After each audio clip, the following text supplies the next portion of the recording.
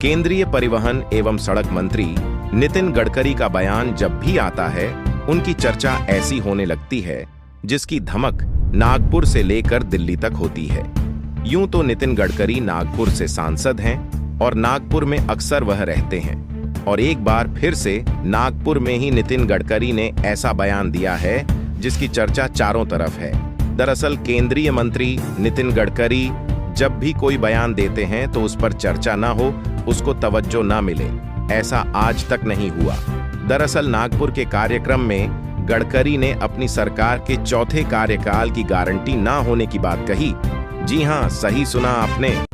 मोदी सरकार चौथी बार आएगी या नहीं, इसकी कोई गारंटी नहीं है। यह बात नितिन गडकरी ने कही है, जो कि चर्चा का विषय बन गई है। दरअसल नितिन गडकरी अंबेडकर के नाम पर एक अवार्ड फंक्शन में पहुंचे हुए थे, जहां पर वह बोल रहे थे।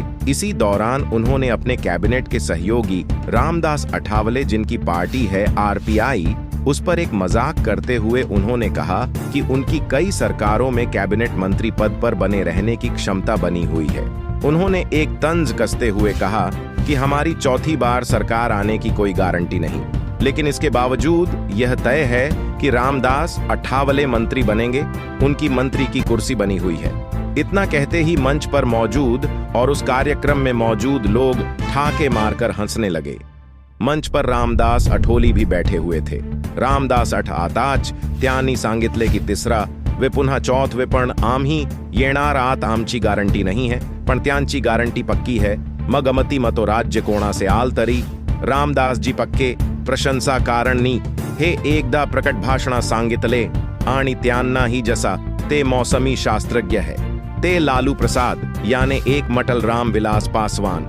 ये बहुत बड़ा राजनीतिक मौसम शास्त्रज्ञ है और क्या होने वाला इनको पता होता है, उसके अनुसार उनकी नीति अपनाते। रामदास जी ने पण आपल्या आयुष्याम दलित समाजाचा उत्कर्षा करता काम करत असताना, विशेषत मंत्री असताना अनेक चांगल्या उपक्रमा मध्ये दलित पीड़ित शोषित माणसाला न्याय देने का प्रयत्न केला। हालांकि गडकरी ने बाद में साफ किया कि वह यह सब मजाक में कह रहे थे। आपको बता दें कि रिपब्लिकन पार्टी ऑफ इंडिया यानी आरपीआई के नेता अठावले 3 बार मंत्री रह चुके हैं और उन्होंने भरोसा जताया है कि अगर बीजेपी सत्ता में लौटती है तो फिर से मंत्री बनेंगे। आपको बता दें कि अठावले ने रविवार को महाराष्ट्र चुनाव को लेकर एक बड़ी मांग कर दी थी, जिस पर भी तंज माना जा रहा है। दरअसल सत्तारूढ़ महायुति सरकार ने उनकी पार्टी आरपीआई को आने वाले विधानसभा चुनाव में कम से कम 10 से 12 सीटें लड़ने का मौका देने की उन्होंने मांग की थी।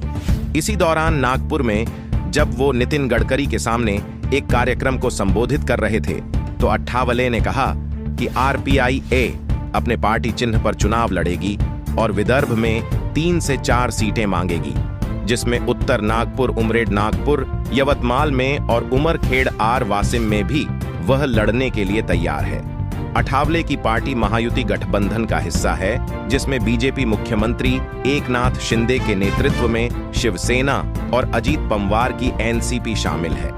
अठावले ने यह भी दावा किया है कि अजीत पवार के नेतृत्व वाली एनसीपी को महायुति सरकार में शामिल किए जाने के कारण आरपीआई को वादे के बावजूद राज्य में कोई मंत्री पद नहीं मिला।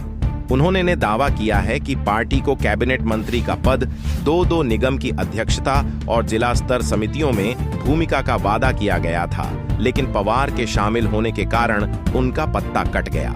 आपको बता दें कि 288 सीटों वाली महाराष्ट्र विधानसभा, आपको बता दें 288 सीटों वाली विधानसभा महाराष्ट्र की, जिसमें नवंबर में चुनाव होने की संभावना जताई जा रही है, लेकिन उससे पहले ही अठावले लगातार दबाव बनाने में लगे हुए हैं और वह चाहते हैं कि ज्यादा से ज्यादा सीटें वह महाराष्ट्र में लड़ने में कामयाब रहे।